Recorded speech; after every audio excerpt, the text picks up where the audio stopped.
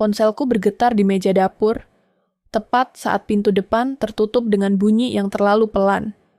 Aku berhenti bernapas, menatap layar yang menyala sendiri di tengah malam. Tidak ada yang seharusnya menghubungiku sekarang. Aku sendirian, belum siap, masih mengenakan pakaian rumah. Di sisi lain kota, seseorang sedang tertawa menggunakan uang yang kukira aman. Aku tidak tahu itu saat ini. Yang kurasakan hanya ketidakseimbangan, seperti lantai yang miring tanpa peringatan. Aku mendengar langkah kaki di lorong, lalu senyap, sunyi yang aneh. Terlalu rapi, aku mengangkat ponsel, membaca satu notifikasi singkat, lalu membeku. Napas tertahan, waktu terasa melipat. Dan malam itu, aku sadar aku telah dikhianati jauh sebelum aku berani mencurigai apapun. Aku berdiri tanpa bergerak. Jantungku berdetak pelan, berat. Pernahkah kamu merasakan momen ketika hidupmu berubah? Hanya karena satu getaran kecil di meja. Aku selalu percaya ketenangan bisa dirawat. Seperti rumah yang rapi, seperti angka-angka di layar ponsel yang tidak pernah melonjak tanpa alasan. Pagi itu, cahaya masuk dari sela tirai dengan lembut, dan aku merasa hidupku berada tepat di tempat yang seharusnya. Aku bangun lebih dulu. Rutinitas kecil yang kupilih sendiri. Menyeduh kopi, memeriksa kalender, membuka aplikasi perbankan hanya untuk memastikan semuanya baik-baik saja. Kebiasaan yang tidak pernah menegangkan. Angka saldo tetap stabil. Tidak ada kejutan. Aku menutup layar tanpa berpikir panjang. Di dapur, suamiku sudah duduk membaca berita di ponselnya. Wajahnya tenang, seperti selalu. Aku menyapanya, ia mengangguk, tersenyum tipis. Tidak ada percakapan panjang, tidak perlu. Kami sudah terlalu lama bersama untuk membutuhkan kata-kata setiap pagi. Transfer listrik sudah? Tanyanya sambil menyeruput kopi. Sudah kemarin, jawabku. Ia mengangguk. Percakapan selesai. Aku selalu bangga pada keteraturan ini. Pada cara kami membagi peran tanpa perlu negosiasi berulang. Aku mengurus keuangan. Ia mengurus hal-hal yang tidak ingin kupikirkan terlalu jauh. Kami menyebutnya kepercayaan. Aku menyebutnya efisiensi. Tidak pernah terlintas bahwa efisiensi juga bisa menjadi celah. Siang hari berjalan seperti biasa. Aku bekerja dari rumah. Sesekali membuka ponsel untuk membalas pesan. Grup keluarga ramai dengan obrolan sepele. Teman-temanku mengirim foto makan siang, liburan singkat, hal-hal ringan yang membuat hidup terasa normal. Aku ikut tertawa, mengetik balasan singkat, lalu kembali ke pekerjaanku. Ada satu momen kecil yang nyaris tidak kuingat, kalau bukan karena apa yang terjadi kemudian. Sebuah notifikasi tertunda. Bukan transaksi gagal, hanya penundaan sistem. Aku melihatnya sekilas, lalu menutup aplikasi. Sistem kadang lambat. Aku tahu itu. Aku memilih percaya. Sore hari, kami duduk di ruang tamu. Televisi menyala tanpa benar-benar ditonton. Ia bercerita tentang rencana akhir pekan, tentang kemungkinan pergi sebentar untuk menyegarkan pikiran. Aku mengangguk, tidak bertanya detail. Bagiku, tidak semua hal perlu dirinci. Hubungan kami dibangun dari asumsi bahwa masing-masing tahu batas. Kau tidak ikut, tanyanya. Aku banyak kerjaan, jawabku. Ia tersenyum, seolah itu jawaban yang ia harapkan. Aku tidak merasa ditinggalkan. Justru sebaliknya, aku merasa dipercaya untuk tetap di sini. Menjaga rumah, menjaga ritme. Malam datang dengan tenang. Kami makan sederhana, tidak ada yang istimewa. Aku mencuci piring, ia menyiapkan kopi. Kami duduk berhadapan, jarak aman yang sudah menjadi kebiasaan. Ada rasa puas yang sulit dijelaskan. Hidup kami tidak mewah, tapi terkontrol. Dan bagiku, kontrol adalah bentuk keamanan tertinggi. Sebelum tidur, aku kembali membuka aplikasi bank. Kebiasaan kecil, hampir refleks, angka-angka masih sama. Aku tersenyum kecil, mematikan layar, dan meletakkan ponsel di meja samping ranjang. Suamiku sudah tidur, napasnya teratur. Aku memejamkan mata tanpa beban. Aku terbangun tengah malam karena suara kecil. Bukan suara mencurigakan, hanya notifikasi pendek. Ponselku bergetar sekali, lalu diam. Aku membuka mata, menatap langit-langit. Ada jeda beberapa detik sebelum aku meraih ponsel. Aku tidak merasa cemas, hanya ingin memastikan tidak ada pesan darurat. Layar menyala. Satu notifikasi aplikasi bank. Aku mengerjap, mencoba fokus. Jam menunjukkan hampir pukul 2 pagi. Waktu yang tidak biasa untuk apapun yang berkaitan dengan keuangan. Aku membuka notifikasi itu. Transaksi tertunda. Jumlahnya tidak kecil. Aku duduk perlahan. Jantungku berdetak sedikit lebih cepat, bukan karena panik, tapi karena heran. Sistem kadang aneh pikirku. Aku membuka detailnya. Keterangan singkat. Transfer keluar. Lokasi berbeda. Aku membaca ulang, memastikan mataku tidak salah menangkap angka. Aku menoleh ke arah suamiku. Ia tidur. Wajahnya tenang. Tidak ada tanda apapun yang menunjukkan sesuatu sedang tidak beres. Aku kembali menatap layar. Ada jeda beberapa detik sebelum aku menutup aplikasi. Aku tidak ingin membangunkannya. Hanya karena notifikasi yang mungkin akan hilang dengan sendirinya pagi nanti. Aku berbaring kembali, tapi mata tidak langsung terpejam. Ada sesuatu yang bergeser, sangat kecil, hampir tidak terasa, seperti lantai yang sedikit miring.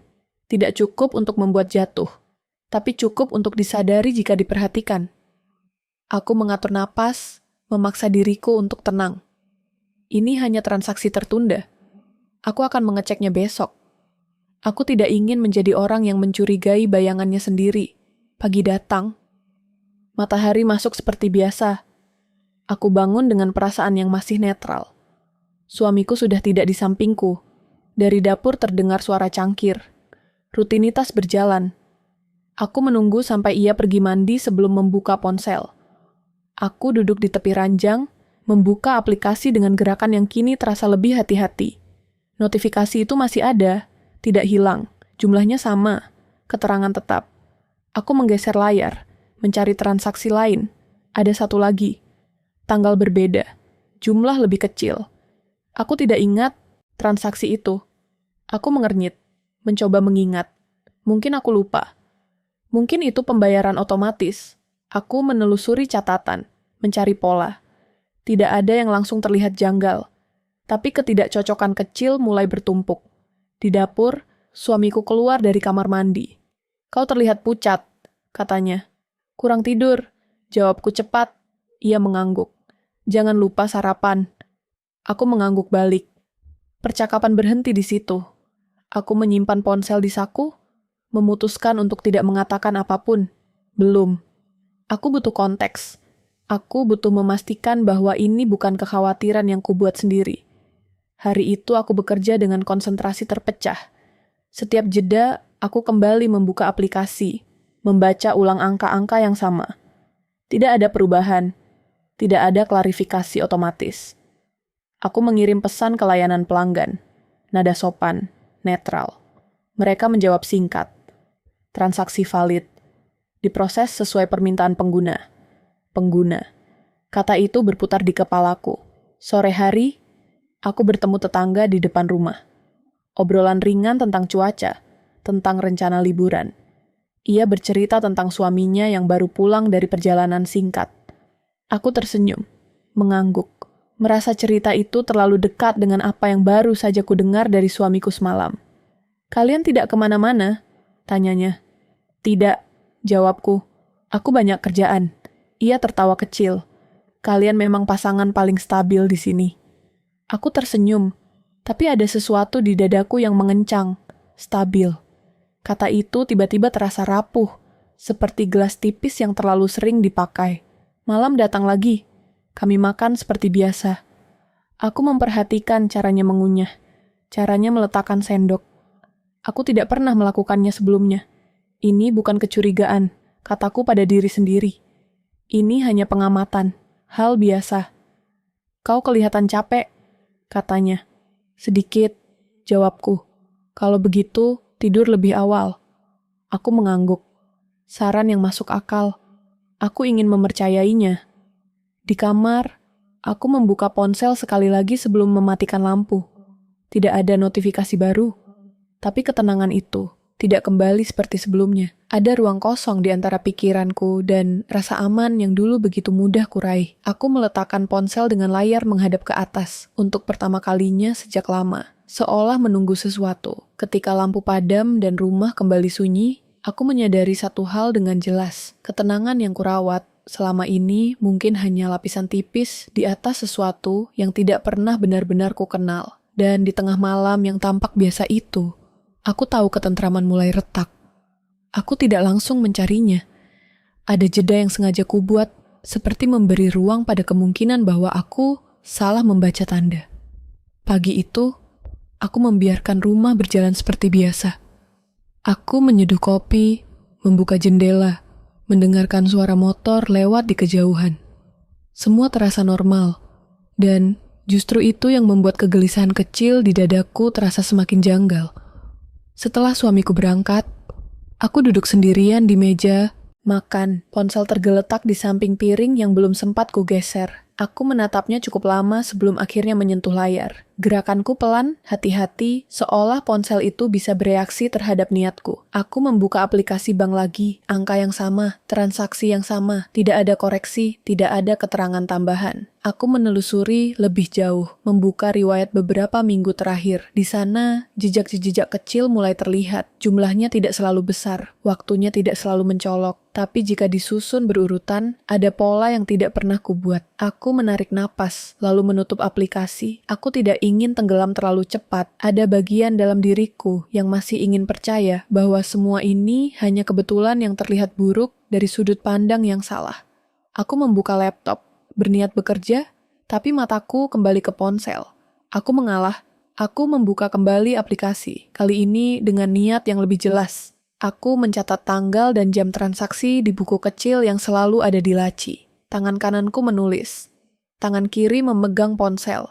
Gerakan mekanis, tapi pikiranku bekerja cepat. Setiap transaksi memiliki satu kesamaan. Semuanya terjadi saat aku tidak bersama suamiku, saat ia bilang lembur, saat ia keluar sebentar, saat aku terlalu sibuk dengan pekerjaanku sendiri untuk bertanya. Aku berhenti menulis. Aku menatap halaman kosong di depan catatan itu. Ada rasa tidak nyaman yang naik perlahan, seperti air dingin merembes ke sepatu. Siang hari, aku makan sendirian. Tidak ada selera, tapi aku memaksa diri. Aku tahu dari pengalaman bahwa rasa lapar hanya akan memperburuk pikiran. Setelah itu, aku menelepon bank. Nada suaraku netral, profesional. Aku bertanya tentang transaksi tertentu, menyebutkan tanggal, jumlah. Petugas menjawab dengan tenang. Semua transaksi dilakukan melalui akses yang sah. Tidak ada indikasi penipuan. Tidak ada kesalahan sistem. Akses dari perangkat terdaftar, katanya. Aku mengangguk, meski ia tidak bisa melihat.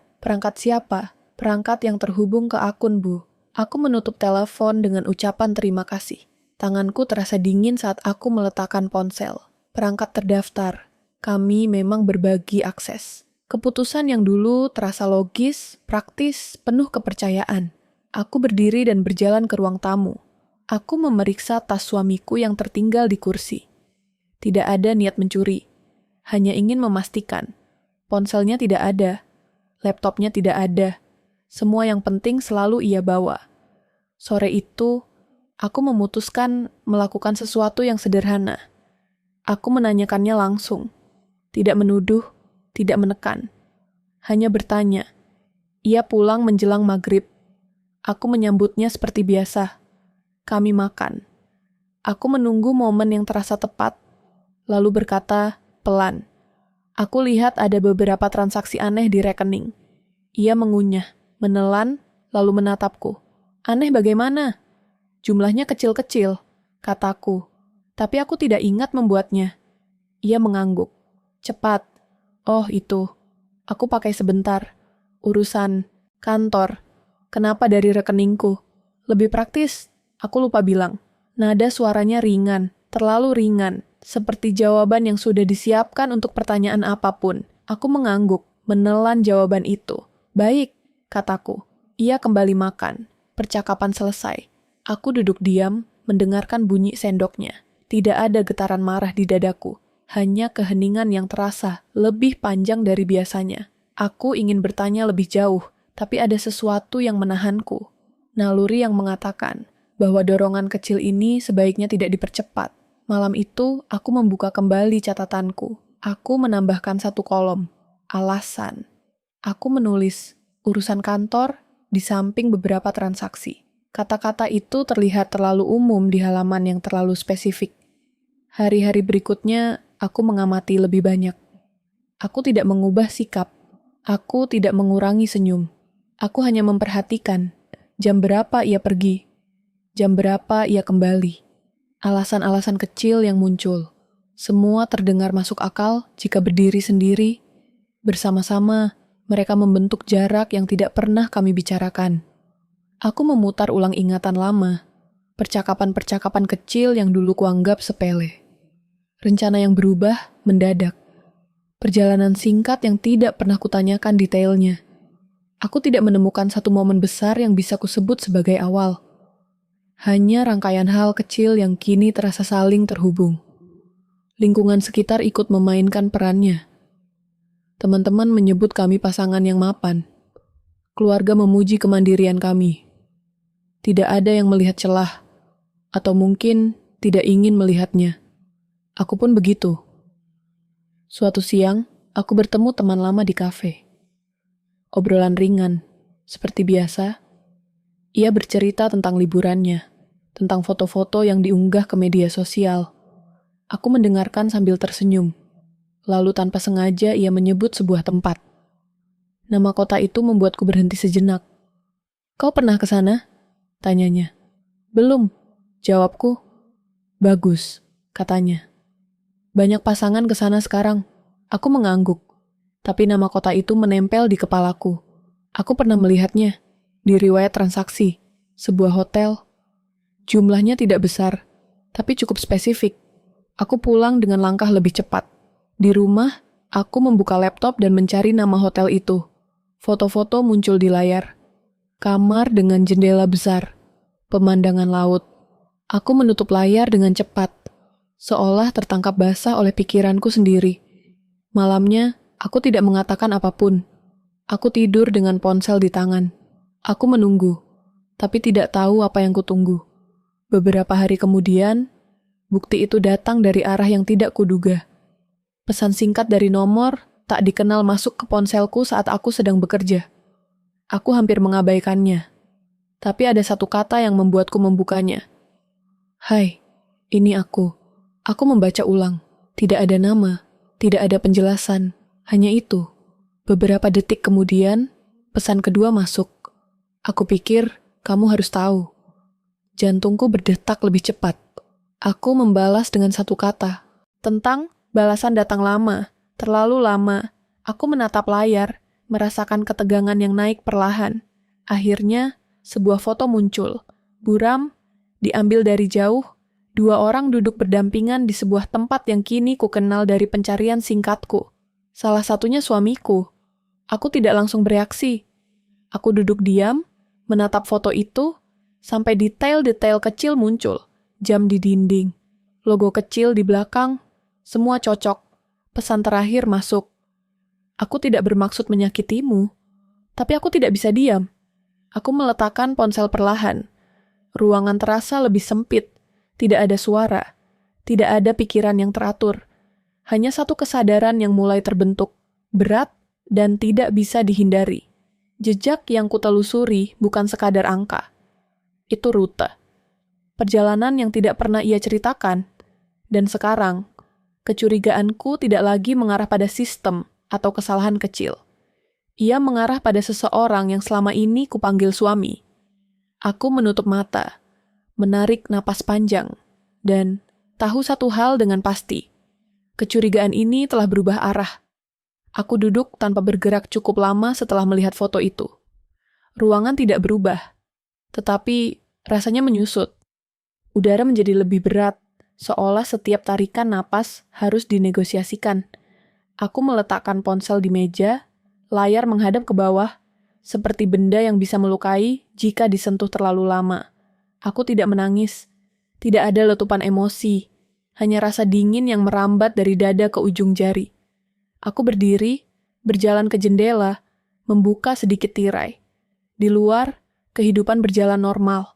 Tetangga menyiram tanaman, anak kecil bersepeda. Dunia tidak tahu apapun, dan itu membuat pengkhianatan ini terasa semakin pribadi. Aku kembali ke meja, membuka ponsel lagi, foto itu masih ada. Aku memperbesarnya, bukan karena ingin menyiksa diri, tetapi karena aku butuh kepastian penuh. Aku memperhatikan detail kecil yang sebelumnya mungkin terlewat. Cara ia duduk, sudut kepalanya, ekspresi santai yang jarang ia tunjukkan di rumah. Di sebelahnya, seseorang tertawa, bahunya condong ke arahnya. Kedekatan yang tidak bisa dipalsukan oleh satu momen kebetulan. Aku menutup mata. Gambaran lain muncul, bukan dari foto, tetapi dari ingatan. Malam-malam ketika ia bilang lelah. Akhir pekan yang katanya butuh ruang sendiri. Semua alasan itu kini berbaris rapi, tidak lagi terpisah.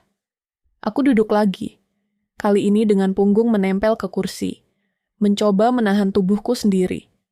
Aku membuka pesan dari nomor tak dikenal itu, membacanya ulang. Tidak ada ancaman, tidak ada tuntutan, hanya fakta yang dijatuhkan begitu saja. Seperti benda berat yang dibiarkan jatuh tanpa peringatan. Aku mengetik balasan, lalu menghapusnya. Aku tidak tahu apa yang harus kukatakan pada orang asing ini. Terima kasih terasa tidak tepat. Marah pun tidak. Ia bukan pusat dari semua ini. Ia hanya pembawa kabar. Aku memindahkan ponsel ke saku, berdiri dan berjalan ke kamar. Aku membuka lemari, melihat pakaian-pakaian yang tersusun rapi. Beberapa di antaranya kubelikan untuknya. Aku menyentuh kainnya, merasakan teksturnya, lalu menarik tangan kembali. Ada rasa aneh menyadari bahwa aku telah membiayai bukan hanya pakaian, tetapi momen-momen yang tidak pernah menjadi milikku. Aku kembali ke ruang tamu dan duduk di lantai. Aku membutuhkan posisi yang lebih rendah, lebih dekat nol ke tanah. Di sana, aku mengatur napas. 4 hitungan masuk, 4 hitungan keluar. Teknik lama yang dulu kupelajari untuk menenangkan diri. Kali ini ia bekerja setengah-setengah. Cukup untuk tidak runtuh, tidak cukup untuk merasa utuh. Aku membuka catatanku. Halaman-halaman sebelumnya berisi angka, tanggal, jam. Kini aku menambahkan 1 kolom baru, lokasi. Aku menuliskan nama kota itu, lalu hotel, lalu jumlah malam. Aku menghubungkannya dengan transaksi lain. Semua itu membentuk garis lurus yang tidak lagi bisa kupatahkan. Aku menyadari sesuatu yang membuat dadaku terasa lebih sesak.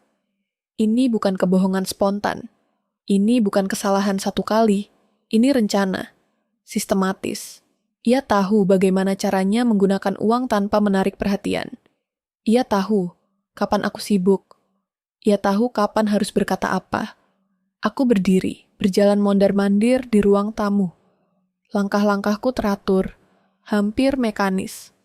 Aku tidak ingin duduk terlalu lama, takut pikiranku tenggelam.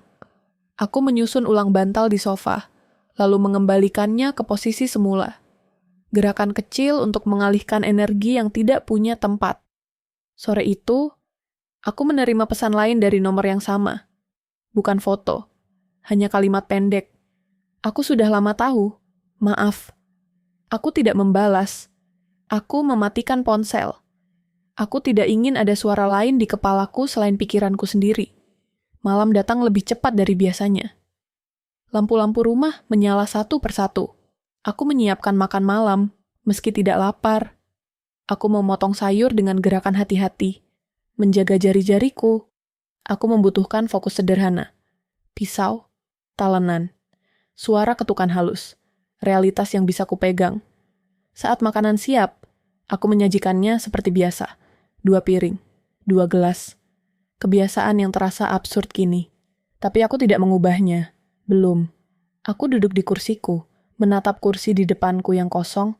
Aku membayangkan ia duduk di sana, menceritakan hari-harinya dengan santai, menyembunyikan detail yang kini terasa seperti lubang hitam. Aku makan sedikit, lebih karena kewajiban daripada kebutuhan. Setiap suapan terasa berat. Aku minum air, meneguknya perlahan. Aku mendengarkan jam dinding berdetak. Setiap detik terasa jelas, seperti hitungan mundur tanpa angka tujuan. Aku berpikir tentang uang itu. tentang bagaimana aku selalu menganggapnya sebagai alat, bukan simbol. Aku bekerja keras untuk memastikan keamanan finansial kami. Aku menunda keinginan sendiri, menabung, merencanakan. Dan di saat yang sama, ia menggunakannya untuk membangun dunia lain, dengan orang lain. Amarah muncul akhirnya, bukan ledakan. Lebih seperti tekanan yang naik dari dasar perut, menetap di dada. Amarah yang dingin, terkendali. Aku tidak berteriak. Aku tidak membanting apapun. Aku hanya duduk dan membiarkannya ada, menyadari bahwa perasaan ini tidak akan pergi jika aku tolak. Aku membuka laptop dan mencari lebih banyak. Aku tidak tahu apa yang kucari, hanya tahu aku perlu melihat semuanya. Aku menemukan ulasan hotel, foto-foto tamu lain. Aku melihat sudut-sudut yang sama dengan foto yang ku kenal. Aku menutup laptop dengan cepat. Cukup. Aku berdiri, mematikan lampu ruang tamu, dan berjalan ke kamar. Aku mengganti pakaian, bergerak otomatis. Di cermin, aku melihat wajahku sendiri. Tidak ada air mata. Tidak ada tanda dramatis. Hanya mata yang terlihat lebih fokus dari biasanya. Lebih tajam. Aku duduk di tepi ranjang, memegang ponsel yang kini menyala kembali. Ada pesan baru. Dari suamiku. Aku OTW pulang. Kalimat itu sederhana. Netral. Tidak ada petunjuk bahwa dunia telah bergeser. Aku membaca ulang. Memastikan tidak ada kata tambahan. Tidak ada. Aku meletakkan ponsel di sampingku. Menatap dinding. Waktu tiba-tiba menjadi nyata. Tidak lagi abstrak. Ia bergerak menuju satu titik. Kepulangan. Aku menghitung jarak. Perkiraan waktu. Lalu aku menghentikan diri. Aku tidak ingin terjebak dalam spekulasi yang tidak produktif. Aku berdiri dan merapikan tempat tidur. Bukan karena perlu, tapi karena aku butuh sesuatu untuk dilakukan. Aku menyusun bantal, menarik selimut. Aku memastikan kamar terlihat seperti biasa. Tidak ada tanda-tanda badai di dalam. Aku berjalan ke kamar mandi, mencuci muka dengan air dingin. Sensasi itu membantuku tetap hadir. Aku menatap refleksiku lagi. Aku berkata pelan, hampir tanpa suara. Tenang. Kata itu tidak menghibur, tapi menahan. Aku kembali ke ruang tamu. Duduk di kursi yang sama seperti pagi tadi. Aku membuka catatan sekali lagi, menutupnya, lalu menyimpannya di laci. Belum. Aku tidak akan mengeluarkannya sekarang. Tidak saat ini. Aku memikirkan kemungkinan-kemungkinan, konfrontasi, penyangkalan, permintaan maaf.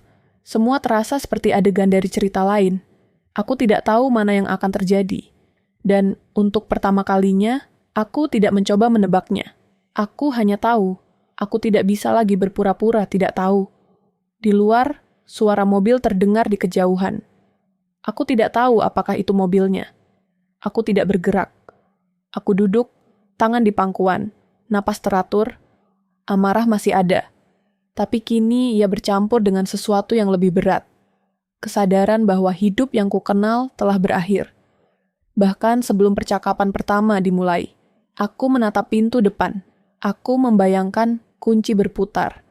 Aku membayangkan langkahnya masuk, suara sepatunya. Semua itu terasa dekat, terlalu dekat.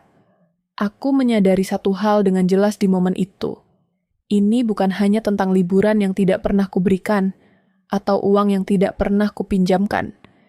Ini tentang identitas. Tentang peran yang kupikir kupahami, kini runtuh di hadapanku. Dan ketika aku mendengar suara mobil berhenti di depan rumah, aku tahu, waktu telah berubah menjadi musuh yang nyata. Aku tidak menyambutnya dengan pertanyaan. Ketika pintu terbuka dan langkahnya masuk ke rumah, aku tetap duduk di ruang tamu, menatap layar televisi yang menyala tanpa suara. Aku mendengar kunci diletakkan di meja, sepatunya dilepas. Gerakan-gerakan yang kukenal di luar kepala. Semua terdengar normal, terlalu normal. Hari ini capek, katanya dari dapur. Jawabku singkat, tanpa menoleh. Aku merasakan matanya ke arahku, menunggu reaksi yang lebih panjang. Aku tidak memberikannya. Diamku bukan kekosongan. Diamku pilihan. Ia masuk ke ruang tamu. duduk di sofa lain.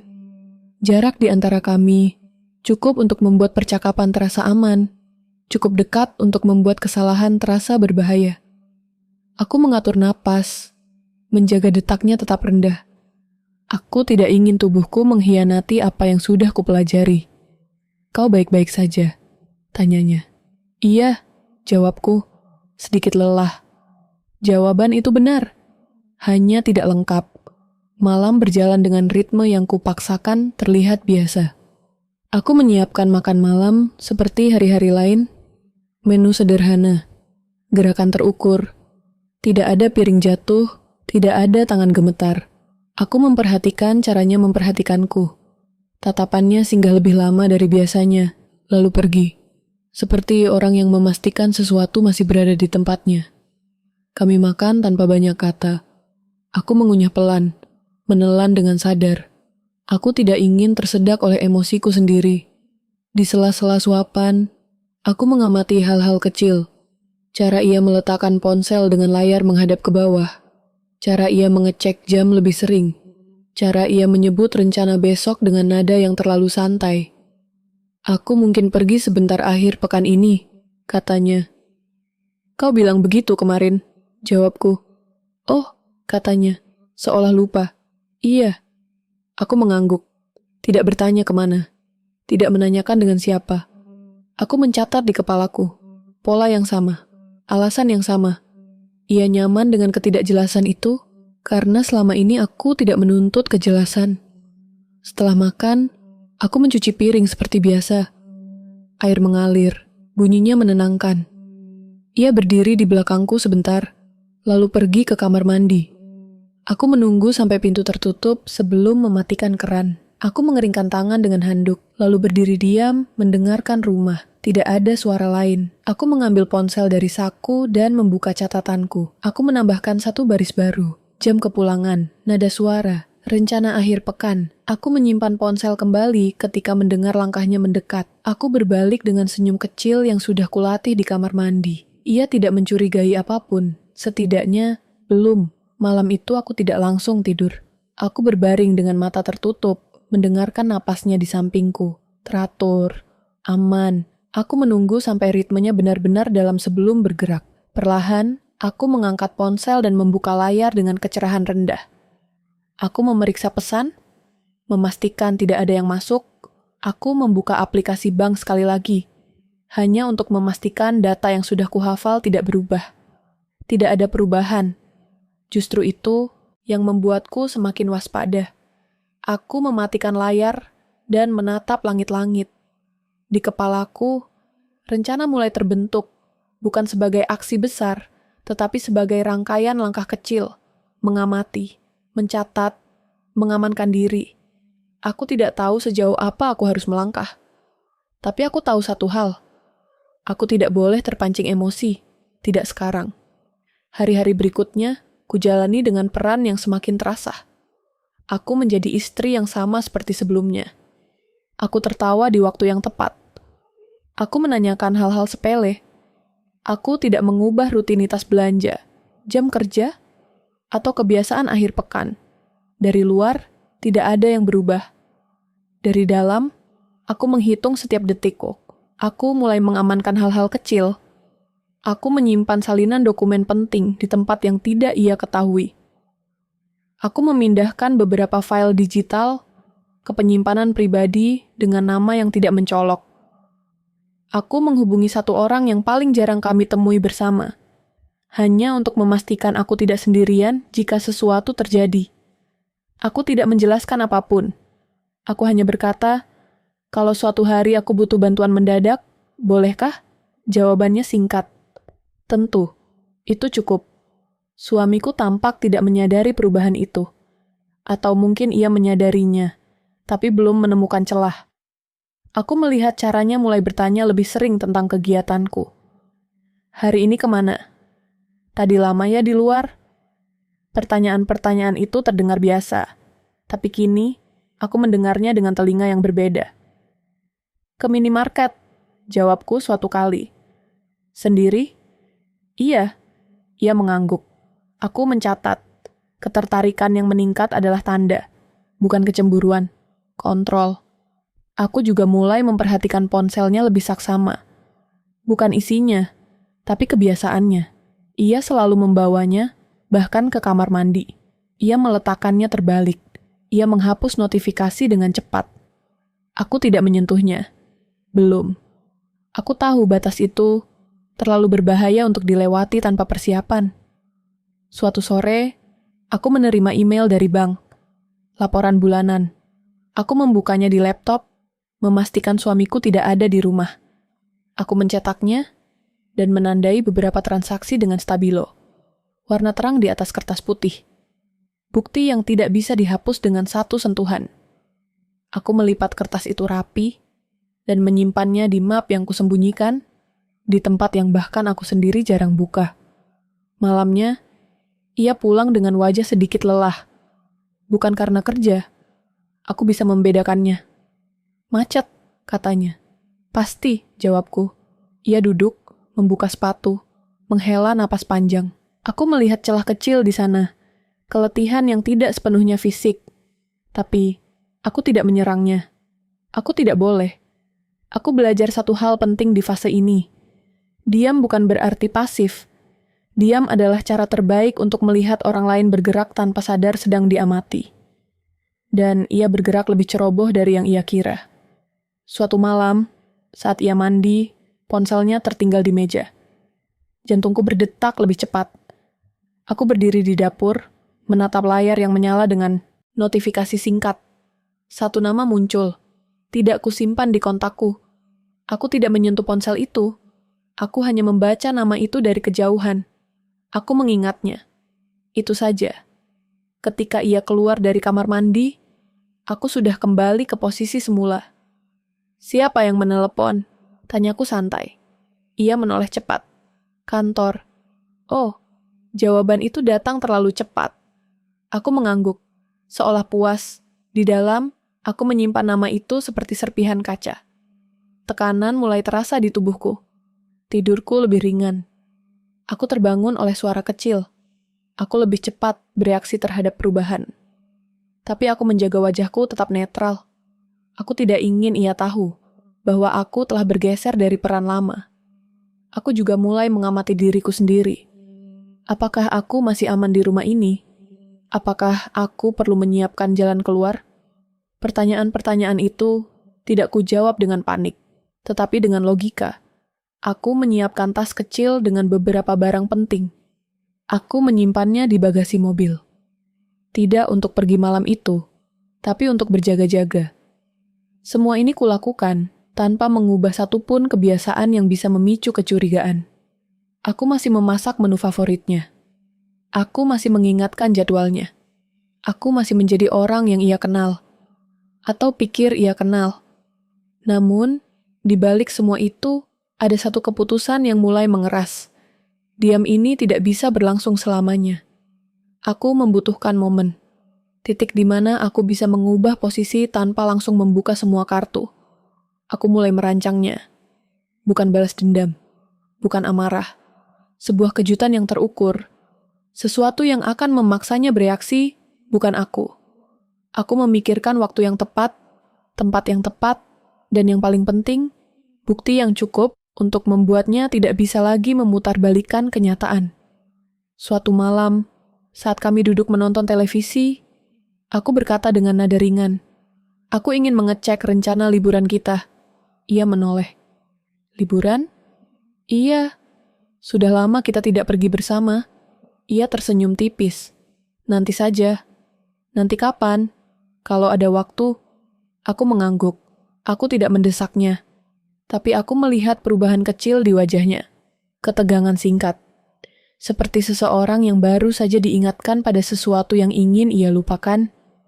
Malam itu, setelah ia tertidur, aku membuka laptop dan menyiapkan satu file. Aku menyusun semua bukti yang kumiliki sejauh ini. Angka, tanggal, foto, nama. Aku tidak menambahkan opini, hanya fakta. Aku menyimpannya dengan nama yang tidak mencurigakan. Aku menutup laptop dan duduk di tepi ranjang. Aku merasakan lelah yang dalam, bukan di tubuh, tetapi di pikiran. Namun di balik kelelahan itu, ada kejernihan baru. Aku tidak lagi terombang-ambing antara percaya dan curiga. Aku sudah melewati fase itu. Sekarang, aku berada di fase bertahan. Ketika aku berbaring kembali dan memejamkan mata, satu pikiran menguat di kepalaku. Aku tidak akan menyerang dalam gelap. Aku akan menyalakan lampu, tapi pada waktuku sendiri. Dan saat aku akhirnya tertidur, aku tahu satu hal dengan pasti. Aku sudah menyiapkan kejutan itu. Aku memilih mengetuk pintu itu saat hujan mulai turun. Bukan karena romantis, tapi karena hujan membuat orang jarang memperhatikan siapa yang datang dan pergi. Jaketku basah di bagian bahu. Rambutku sedikit lembab. Aku sengaja tidak merapikannya. Aku ingin terlihat seperti orang yang singgah sebentar. Bukan seseorang yang membawa masalah. Pintu terbuka setengah. Wajah yang muncul tidak terkejut, tapi juga tidak sepenuhnya siap. Aku mengangguk kecil. Ia membuka lebih lebar tanpa bertanya. Kami saling mengenal cukup lama untuk tahu kapan pertanyaan hanya akan memperumit. Di dalam, lampu ruang tamu redup. Tidak gelap, hanya cukup untuk membuat bayangan lembut di sudut-sudut ruangan. Aku duduk di ujung sofa, punggung tegak, tas di pangkuan. Aku tidak langsung bicara. Aku menunggu. Keheningan adalah tes pertama. Ia lulus dengan tidak memaksaku mengisinya. Ada apa? Katanya akhirnya. Aku butuh bantuan, jawabku. Ia mengangguk. Bantuan seperti apa? Yang tidak tercatat, kataku. Dan tidak dibicarakan ke siapapun. Ia menatapku lama, lalu menghela napas. Lanjutkan. Aku tidak membuka semuanya. Tidak menyebut nama. Tidak menyebut tuduhan. Aku hanya menyebut fakta yang bisa diverifikasi. Transaksi yang tidak kukenal, pola waktu, kebiasaan yang berubah. Aku menunjukkan beberapa salinan kertas yang kusimpan rapi. Ia membaca tanpa berkomentar. Wajahnya semakin serius seiring halaman berganti. Ini sensitif, katanya pelan. Aku tahu, jawabku. Makanya aku kesini. Ia meletakkan kertas, menautkan jari. Apa yang kau inginkan dariku? Pengamanan, kataku. Dan jalur jika aku perlu bergerak cepat. Ia tidak langsung menjawab. Ia berdiri, berjalan ke jendela, menatap hujan. Aku menunggu, merasakan detak jantungku di tenggorokan. Aku tidak tahu apakah aku telah melangkah terlalu jauh atau terlalu lambat. Ada risiko hukum, katanya tanpa menoleh. Aku siap, jawabku. Setengahnya bohong, setengahnya perlu. Ia berbalik. Kau tidak bisa setengah-setengah. Aku tahu. Ia mengangguk kecil. Baik, kita lakukan pelan. Kami mulai menyusun strategi seperti orang menyusun peta di ruang gelap, dengan senter kecil. Satu titik terang di satu waktu. Ia menyarankan agar aku tidak menyentuh ponsel suamiku, tidak mengakses akun apapun yang bisa ditafsirkan sebagai pelanggaran. Semua bukti harus datang dari jalur yang sah, atau setidaknya bisa dipertahankan. Kau butuh saksi, katanya. Aku punya satu, jawabku, mengingat pesan dari nomor tak dikenal itu. Jangan libatkan sekarang, katanya cepat. Terlalu panas. Aku mengangguk, fokus, kesabaran. Kata-kata itu kini menjadi alat, bukan sekadar nasihat. Kami bicara tentang waktu, tentang momen terbaik untuk bergerak tanpa memicu reaksi defensif yang berbahaya. Ia menekankan satu hal berulang kali, keselamatan pribadiku. Jika kau merasa terancam, katanya, kau pergi. Tanpa menunggu siapapun, aku menyimpan kalimat itu di kepala. Seperti kartu darurat yang tidak ingin kugunakan tapi harus ada. Sebelum aku pergi, ia menyerahkan satu nomor lain. Jika kau tidak bisa menghubungiku, katanya, hubungi ini. Aku memasukkannya ke ponsel dengan nama yang tidak mencolok. Aku berdiri, merapikan jaket, bersiap kembali ke hujan. Kau yakin? Tanyanya di ambang pintu. Aku yakin aku tidak bisa diam, jawabku. Di perjalanan pulang, wiper mobil bergerak teratur. Hujan menutupi kaca, menciptakan dunia yang buram. Aku merasa lebih ringan dan lebih berat sekaligus. Lebih ringan karena aku tidak sendirian. Lebih berat karena sekarang aku tahu jalannya nyata. Dan tidak ada jalan pintas. Hari-hari berikutnya bergerak cepat. Aku berperan lebih hati-hati dari sebelumnya. Setiap pesan ku baca 2 kali. Setiap langkah kupikirkan dampaknya. Aku bertemu satu orang lagi. Singkat, di tempat umum. Kami duduk berjauhan, berbicara tentang hal-hal lain, lalu berpisah tanpa tanda. Aku merasa seperti orang yang hidup di 2 lapisan, yang terlihat dan yang tersembunyi. Suamiku mulai merasakan sesuatu.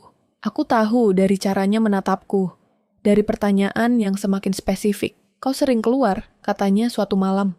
Urusan kerja, jawabku. Dengan siapa? Klien. Ia mengangguk, tapi matanya tidak sepenuhnya percaya. Aku tidak memperbaikinya. Kecurigaannya adalah bagian dari waktu yang kami perlukan. Aku mempercepat pengumpulan bukti yang aman. Aku mengunduh laporan tambahan. Aku menyusun kronologi. Aku mencocokkan tanggal dengan cerita yang pernah ia berikan. Semakin banyak yang cocok, semakin jelas kebohongannya. Tidak ada lagi keraguan tentang apa yang sedang kuhadapi. Satu malam, aku menerima pesan singkat dari sekutuku. Waktunya dekat. Aku membalas satu kata. Siap. Aku duduk lama di ruang tamu setelah itu, lampu dimatikan. Aku mendengarkan rumah bernapas. Aku memikirkan risiko sosial yang menunggu. Pandangan orang, bisik-bisik, stigma. Aku memikirkan risiko hukum, tafsir, celah, kemungkinan disalahkan. Semua itu nyata. Semua itu menakutkan. Tapi ada satu hal yang lebih menakutkan. Membiarkan semuanya berjalan tanpa akhir. Aku menyiapkan tas kecil lagi. Lebih rapi kali ini. Aku memastikan dokumen ada. Aku memastikan ponsel terisi. Aku menulis satu pesan yang tidak kukirim. Hanya untuk menguji kata-kata di kepalaku. Aku menghapusnya. Malam itu, saat suamiku tertidur, aku berdiri di depan cermin. Aku melihat diriku sendiri dan hampir tidak mengenalinya. Bukan karena wajah berubah, tapi karena sikapnya. Ada ketenangan baru di sana. Bukan damai. Fokus. Aku tahu apa yang akan kulakukan. Aku tahu kapan. Aku tahu siapa yang harus kuhubungi. Tidak semua detail sempurna, tapi cukup untuk bergerak. Ketika aku berbaring dan memejamkan mata, aku tidak berdoa untuk keberanian. Aku berdoa untuk ketepatan. Rencana konfrontasi telah dikunci. Semua bergerak menuju satu malam. Ia pulang lebih awal dari biasanya.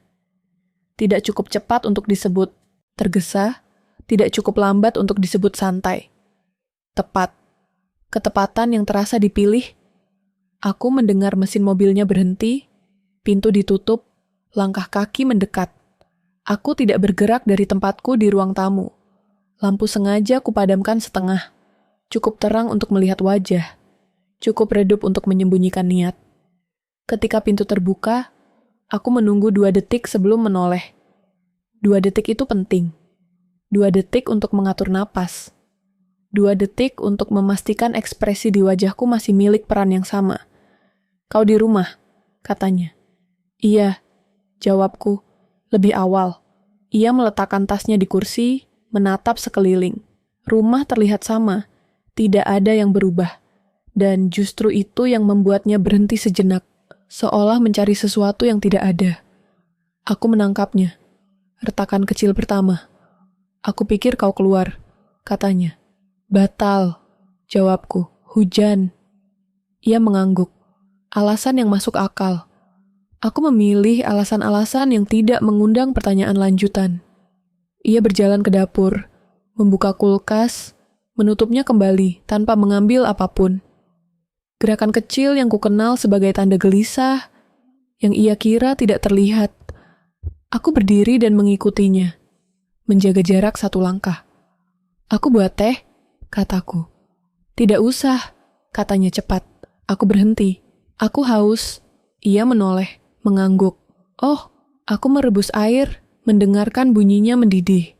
Suara itu membantu menutupi keheningan yang mulai menebal. Aku menuang air, menunggu beberapa detik lebih lama dari biasanya sebelum mematikan kompor. Aku ingin melihat apakah ia memperhatikan detail. Ia memperhatikan. Matanya bergerak mengikuti tanganku, lalu berpaling. Catatan mental, kami duduk berhadapan. Aku menyeruput teh. Ia tidak menyentuh minumnya. Ia menatap ponselnya, lalu meletakkannya terbalik di meja. Kebiasaan lama. Kini terasa seperti pernyataan. Hari ini bagaimana? Tanyaku. Biasa, jawabnya. Capek? Proyek yang sama? Iya. Aku mengangguk. Aku tahu, proyek itu sudah selesai 2 minggu lalu. Aku tahu dari jadwalnya sendiri. Dari dokumen yang pernah kulihat tanpa sengaja. Aku tidak menyanggah. Belum. Aku mengubah pola kecil. Aku mungkin akan ambil cuti minggu depan. Ia menatapku cepat. Kenapa? Aku ingin istirahat, kataku. Dan mungkin pergi sebentar. Kemana? Belum tahu. Ia mengangguk. Tapi bahunya menegang. Sendiri? Mungkin. Keheningan turun. Ia meminum airnya akhirnya. Sekali teguk. Kita bisa atur bareng. Nanti, jawabku. Aku melihatnya mengamati wajahku. Mencari sesuatu. Aku memberinya senyum kecil. Yang biasa aku pakai saat tidak ingin membahas lebih jauh. Senyum itu berhasil menenangkannya. Tapi hanya di permukaan. Aku tahu dari caranya mengalihkan topik terlalu cepat. Kau lihat kunci mobilku? Tanyanya. Di meja. Jawabku. Ia berdiri, mengambil kunci, lalu berhenti. Kau memindahkan tas ini? Aku menoleh ke tasnya. Aku bersihkan meja. Oh, nada itu, sekali lagi. Peringatan yang dibungkus kepraktisan. Aku mengangguk, kembali menyeruput teh. Aku tidak memindahkan apapun dari tasnya. Tapi ia tidak tahu itu. Dan ketidaktahuan kecil itu membuatnya gelisah. Malam berjalan lambat. Kami makan tanpa banyak bicara. Aku menyajikan porsi yang sama seperti biasanya. Tapi aku sendiri makan lebih sedikit. Ia memperhatikannya. Kau tidak lapar? Tanyanya. Sedikit mual. Jawabku. Perlu obat? Tidak. Ia mengangguk. Baik. Aku melihat caranya menatap piringku lebih lama dari piringnya sendiri. Seolah makanan kini menjadi indikator, bukan kebutuhan. Aku mencatat. Setelah makan, aku tidak langsung membersihkan meja. Aku duduk, membiarkan piring kotor tetap di sana. Perubahan kecil. Ia menatapnya, lalu bangkit, dan mulai mengumpulkan piring sendiri. Gerakan defensif. Ia ingin mengembalikan kendali atas ritme rumah. Aku membiarkannya. Biar aku saja, katanya. Terima kasih, jawabku. Aku berdiri di belakangnya, memperhatikan punggungnya menegang saat ia mencuci piring. Aku tidak mendekat. Aku tidak membantu. Aku ingin melihat bagaimana ia bergerak ketika merasa diawasi, meski ia tidak yakin apakah aku benar-benar mengawasi. Ketika ia selesai, ia berbalik. Kau aneh akhir-akhir ini. Aku mengangkat bahu. Mungkin. Mungkin apa? Mungkin aku capek. Ia mendekat 1 langkah. Aku tidak mundur. Kau tidak biasa begini. Orang berubah, kataku. Ia tertawa kecil, tapi tidak sampai ke mata. Sejak kapan? Aku menatapnya. Sejak aku sadar aku boleh. Keheningan itu panjang. Ia membuka mulut, lalu menutupnya lagi. Ia memilih tersenyum. Kau lucu. Mungkin. Ia pergi ke kamar, meninggalkanku di ruang tamu. Aku duduk tanpa bergerak sampai suara pintu kamar mandi terdengar. Aku menghitung waktu. 30 detik, 1 menit, 2 menit. Aku berdiri dan berjalan ke meja, mengambil ponselku. Aku mengirim 1 pesan singkat ke sekutuku. Dia gelisah. Balasan datang cepat. Hati-hati. Aku menyimpan ponsel kembali ketika pintu kamar mandi terbuka. Aku kembali ke sofa, mengambil posisi semula. Ia keluar dengan rambut basah, mengenakan pakaian tidur. Wajahnya lebih tenang, tapi matanya waspada. Kau mau tidur? Tanyanya. Nanti, jawabku. Ia mengangguk, masuk ke kamar. Aku menunggu beberapa menit sebelum menyusul. Di kamar, aku mematikan lampu sisi ranjangku saja. Ia berbaring, membelakangiku. Aku mendengarkan napasnya, terlalu cepat untuk orang yang benar-benar rileks. Aku memancing lagi, kali ini dengan kejujuran setengah. Aku bertemu teman lama hari ini. Ia menegang. Siapa? Tidak penting. Kau bilang bertemu siapa? Teman. Ia berbalik menatapku. Kau tidak pernah samar begini. Aku belajar, kataku pelan. Ia duduk. Ada masalah? Aku menggeleng. Tidak. Kau bohong. Aku menatapnya balik. Kau juga. Kata itu keluar sebelum sempat kutarik kembali. Udara di antara kami membeku. Ia tidak marah. Ia tersenyum, senyum yang dingin. Kau capek, katanya. Tidur saja. Aku mengangguk. Aku berbaring, memunggunginya. Aku tahu, aku telah melangkah 1 inci terlalu jauh. Tapi inci itu perlu. Aku ingin melihat reaksinya. Dan reaksinya adalah diam yang lebih keras dari teriakan. Pagi berikutnya, ia bangun lebih awal. Terlalu awal. Aku pura-pura tidur. Aku mendengar ia berbicara di telepon dengan suara rendah di dapur. Aku tidak menangkap kata-katanya, hanya nada. Tegas, cepat. Ia menutup telepon begitu mendengar langkahku. Kau bangun? Katanya. Iya, jawabku. Kopi? Boleh. Ia membuatkan kopi, menyodorkannya dengan senyum yang terlalu rapi. Aku menerimanya, mencium aromanya, menyesap sedikit. Aman. Ia memperhatikan reaksiku, lalu menghela napas kecil ketika aku tidak bereaksi apa-apa. Ia duduk, menatap ponselnya. Aku mungkin pulang telat malam ini, katanya. Kenapa? Kerja. Aku mengangguk. Baik. Ia menatapku lama. Kau tidak tanya detail. Aku percaya. Jawabku. Kata itu seperti pisau bermata 2. Ia tersenyum, tapi matanya mengeras. Bagus. Ia pergi tanpa pamit lebih panjang. Aku berdiri di ambang pintu, mendengarkan mobilnya menjauh. Ketika suara itu hilang, aku menghembuskan napas panjang. Aku merasakan getaran kecil di tangan. Bukan takut, adrenalin. Aku tahu ia curiga sekarang. Aku tahu ia mulai menghitung. Dan orang yang mulai menghitung bisa menjadi berbahaya ketika merasa sudutnya menyempit. Sore itu, aku menemukan sesuatu yang tidak seharusnya ada di rumah. Ponsel lama di laci dapur, bukan di tempat biasa ia simpan. Aku tidak menyentuhnya. Aku hanya menutup laci dengan pelan. Bukti kecil bahwa ia juga menyiapkan sesuatu. Malam turun dengan berat. Aku menyalakan lampu luar, memastikan halaman terang. Aku mengunci pintu lebih awal dari biasanya. Aku mengirim pesan lain. Dia menyiapkan langkah. Balasan datang singkat. Jangan sendiri malam ini. Aku mengetik, lalu menghapus. Aku tidak membalas. Aku berdiri di ruang tamu, mendengarkan setiap suara. Ketika ponselku bergetar, aku hampir melompat. Pesan dari suamiku.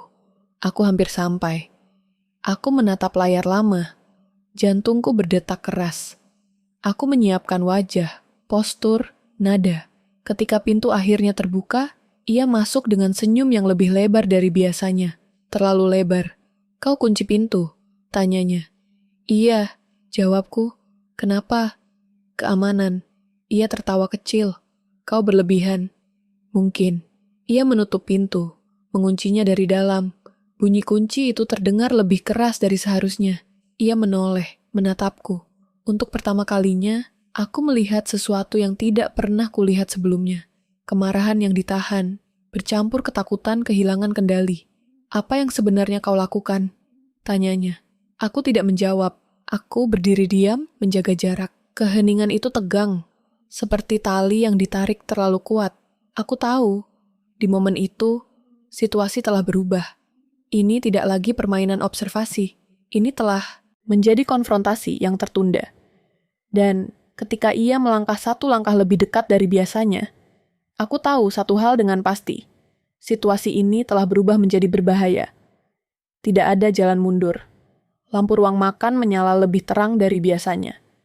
Aku sengaja menambah intensitasnya, seolah cahaya bisa memaksa kejujuran keluar dari sudut-sudut yang selama ini bersembunyi. Piring-piring sudah tertata rapi. Tidak ada yang istimewa dari susunannya, kecuali ketepatan. Ketepatan adalah bahasa yang kupilih malam ini. Ia berdiri di ambang pintu, jaket masih menempel di bahu. Wajahnya menyimpan senyum yang belum sempat dipakai. Aku menunggunya duduk. Aku tidak menawarkan apapun. Aku tidak menyambut. Aku memberi ruang bagi kebiasaannya untuk berbicara sendiri. Kau menyiapkan makan malam. katanya. Setengah pernyataan, setengah pemeriksaan. Iya, jawabku. Seperti biasa.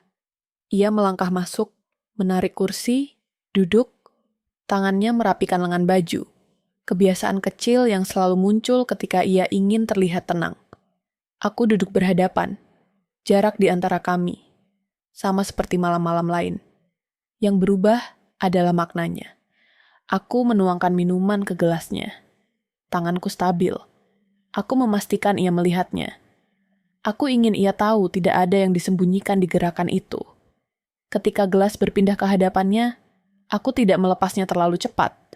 Kontak singkat. Uji reaksi. Ia menatap cairan di dalam gelas, lalu menatapku. Kau tidak minum? Tanyanya. Nanti, jawabku. Ia mengangguk, lalu meneguk sedikit. Aku memperhatikan tenggorokannya bergerak. Aku memperhatikan napasnya. Aku memperhatikan jeda setelahnya. Tidak ada perubahan. Aku mencatat. Kejutan bukan tentang apa yang ia konsumsi. Bukan itu yang kusiapkan. Kami mulai makan. Sendok menyentuh piring dengan bunyi yang terlalu jelas. Setiap bunyi terasa seperti penanda waktu. Aku menunggu momen yang tepat. Bukan untuk menyerang, tetapi untuk membuka. Aku cek rekening hari ini, kataku, santai. Ia berhenti mengunyah sepersekian detik, lalu melanjutkan. Oh, iya, kataku. Ada hal menarik, ia menelan. Soal apa? Perjalanan, jawabku. Hotel, tiket. Ia tersenyum kecil. Kau salah lihat. Aku menggeleng. Tidak, keheningan mengembang. Ia menyandarkan punggung, mengambil minum lagi. Kau lelah, katanya. Angka bisa menipu. Aku mencocokkan tanggal, jawabku, dengan foto. Ia menatapku lama. Untuk pertama kalinya malam itu, topengnya bergeser sedikit. Foto apa? Aku mengeluarkan ponsel, meletakkannya di meja, layar menghadap ke atas. Aku tidak membuka apapun. Aku hanya meletakkannya di sana. Simbol lebih kuat dari bukti ketika waktunya tepat. Kau tahu, kataku pelan, aku tidak marah karena uang. Ia tertawa pendek. Lalu, aku marah karena kau pikir aku tidak akan melihat. Ia berdiri tiba-tiba. Kursi bergeser, mengeluarkan suara keras. Ini tidak adil, katanya. Kau mengintip. Aku mencatat. Jawabku, ada bedanya. Ia berjalan mondar-mandir, seperti binatang yang mencari celah. Kau tidak mengerti, katanya. Ini rumit. Tidak, kataku. Ini rapi. Ia berhenti, menatapku. Apa yang kau mau? Aku menarik napas. Inilah momen yang kukunci sejak awal. Aku mau kau duduk. Ia ragu, lalu duduk kembali. Tangannya gemetar sedikit ketika meraih gelas. Ia tidak menyadarinya.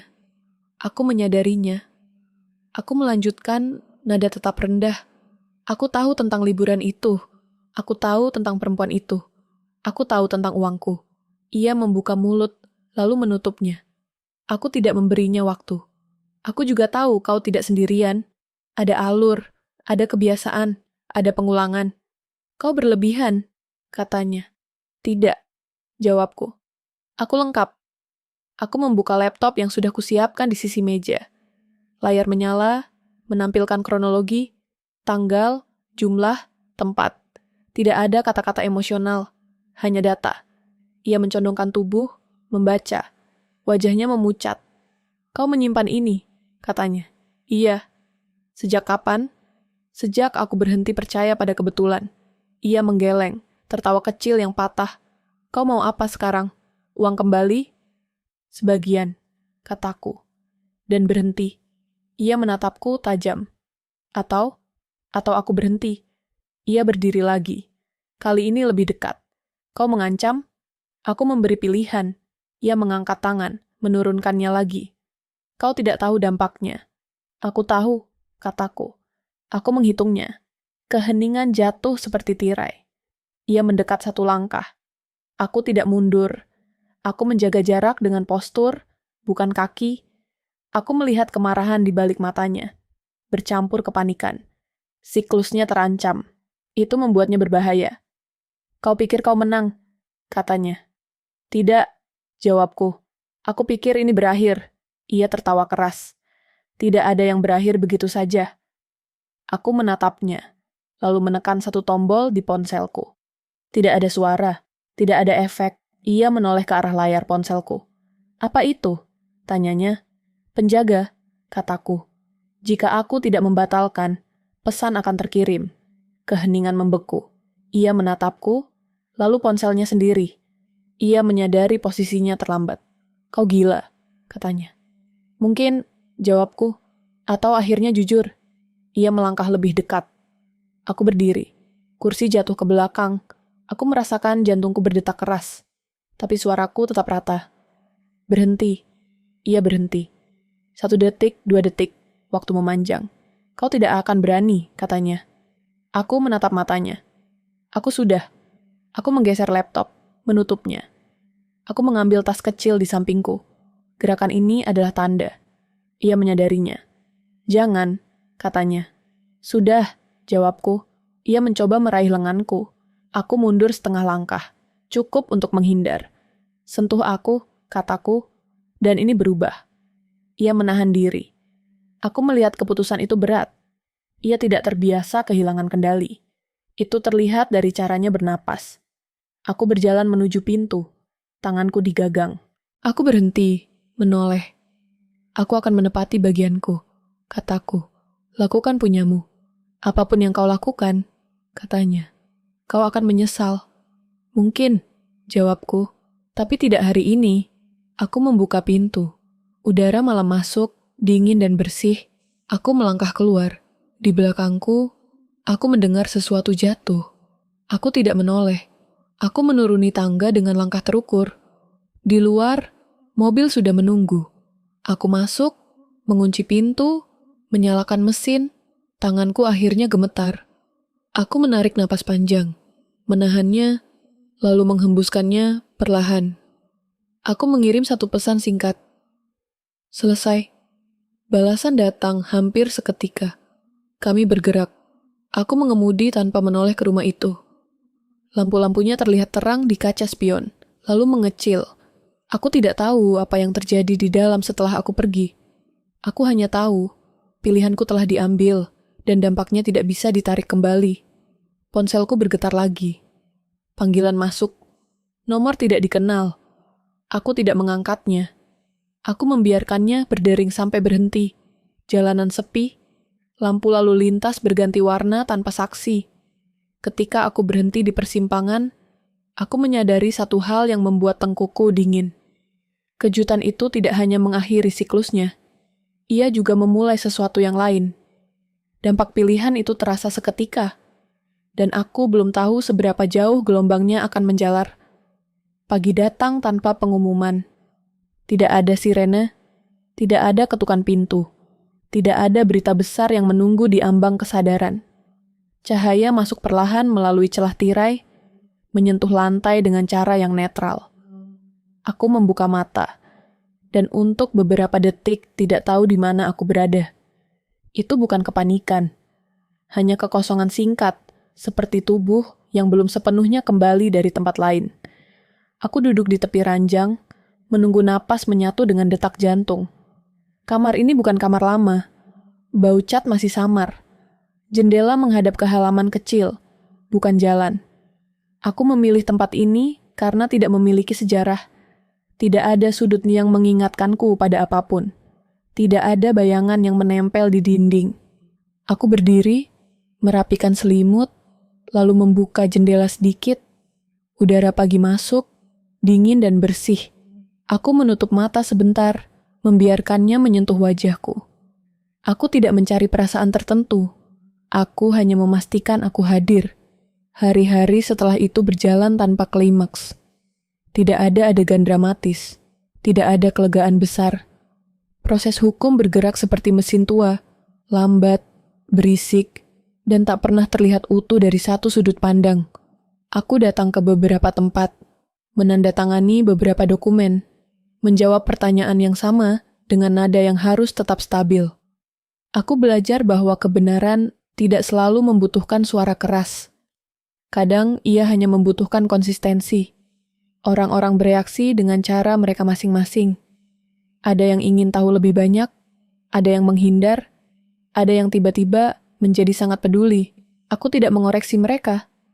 Aku juga tidak melayani rasa ingin tahu yang tidak perlu. Aku belajar membedakan antara perhatian dan intrusi. Batas menjadi kata yang sering kupakai, dan untuk pertama kalinya, aku tidak merasa bersalah menggunakannya. Malam-malam masih sulit, tubuhku tidur lebih dulu daripada pikiranku. Aku terbangun oleh suara yang tidak ada, oleh mimpi yang tidak sepenuhnya terbentuk. Aku duduk di ruang tamu kecil, lampu dimatikan, hanya cahaya dari dapur yang menyala. Aku menunggu sampai jantungku kembali ke ritmenya. Aku tidak memaksanya. Aku tahu pemulihan tidak suka dipercepat, ada rasa bersalah yang datang tanpa diundang, bukan karena aku bertindak, tetapi karena aku bertahan, karena aku masih di sini ketika banyak hal runtuh. Aku membiarkan rasa itu ada, tapi tidak memeliharanya. Aku menulis beberapa kalimat di buku catatan, bukan untuk mengingat, tetapi untuk melepaskan. Aku tidak menilai tulisanku. Aku hanya memastikan tinta berpindah dari kepala ke kertas. Aku mulai membangun rutinitas kecil. Membuat kopi dengan takaran yang sama setiap pagi. Menyiram tanaman di halaman. Berjalan kaki di sore hari. Memilih rute yang sama sampai tubuhku merasa aman dengan pengulangannya. Rutinitas bukan pelarian. Ia jangkar.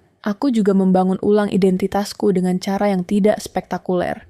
Aku mengurus hal-hal yang tertunda. Bukan sebagai penebusan, tetapi sebagai kelanjutan. Aku bertemu orang-orang yang tidak tahu kisah lengkapku. Dan aku tidak tergoda untuk menjelaskannya. Aku menemukan bahwa aku tidak perlu dikenal sepenuhnya untuk dihargai.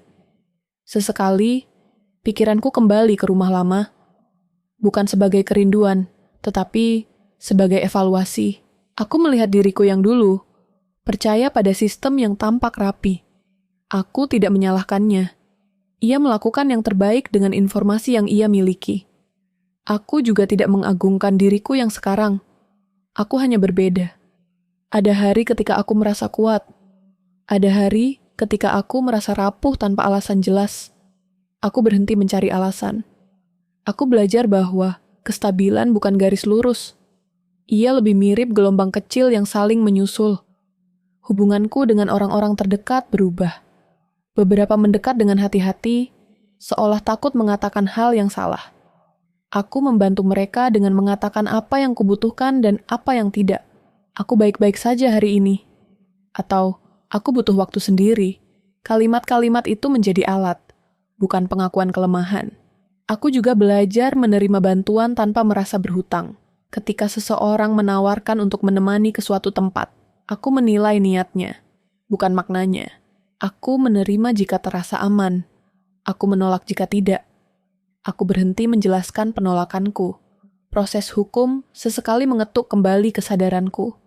Ada surat, ada panggilan, ada jadwal. Aku menanganinya dengan jarak emosional yang kupelajari dengan susah payah. Aku tidak menonton ulang rekaman mental. Aku hanya hadir saat diperlukan, lalu kembali ke hidupku. Suatu sore, aku menemukan diriku tertawa kecil di dapur saat air mendidih terlalu lama. Tertawa itu datang, tiba-tiba, tidak berlebihan, lalu pergi. Aku berhenti sejenak, memperhatikannya. Itu bukan kemenangan. Itu tanda bahwa ruang di dalam diriku mulai terisi oleh hal-hal lain. Aku mulai memikirkan masa depan dengan cara yang lebih praktis. Bukan rencana besar, tetapi skenario. Jika aku pindah, jika aku bertahan, jika aku berubah arah. Aku menuliskannya sebagai opsi, bukan janji. Aku tahu, hidup tidak menyukai kepastian yang kaku. Keamanan bagiku kini berarti hal-hal yang sangat konkret. Pintu yang terkunci dengan baik. Ponsel yang tidak kuberikan ke sembarang tangan. Rekening yang kupantau sendiri. Keamanan bukan paranoia. Ia kesadaran. Aku juga memikirkan tentang kepercayaan. Kata itu tidak lagi memiliki bentuk lama. Ia tidak lagi berarti menyerahkan kendali. Yakini berarti memilih dengan sadar dan bersedia menarik pilihan itu jika tanda-tanda berubah. Kepercayaan bukan hadiah. Ia proses. Ada satu malam ketika hujan turun deras. Aku duduk di dekat jendela, mendengarkan bunyinya. Dulu, hujan sering membuatku gelisah. Kini, ia hanya hujan. Aku menyadari perbedaan itu dengan tenang. Tidak semua pemicu bertahan selamanya.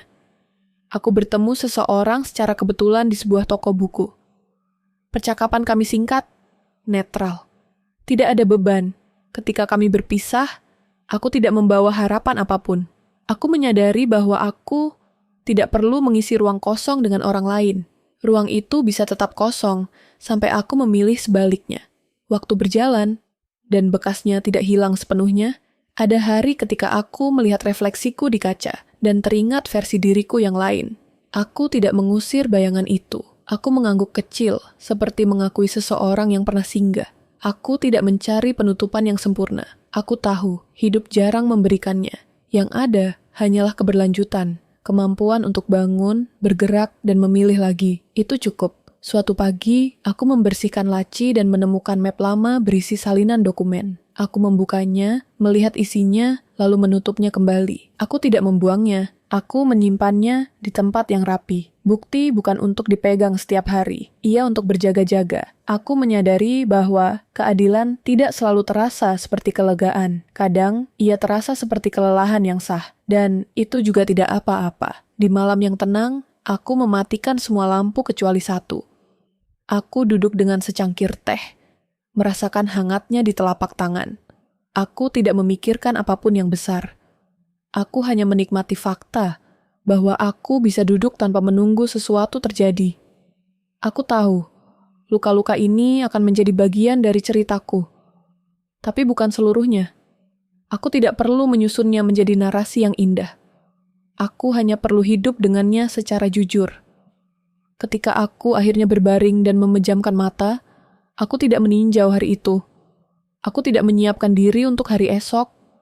Aku hanya bernapas. Dan untuk pertama kalinya dalam waktu lama, itu cukup. Tidak ada sorak-sorai. Tidak ada adegan penutup yang mengkilap. Hanya satu hal yang tersisa. Dan ia terasa nyata. Hidup berlanjut bukan karena aku menang, tetapi karena aku memilih untuk tetap ada.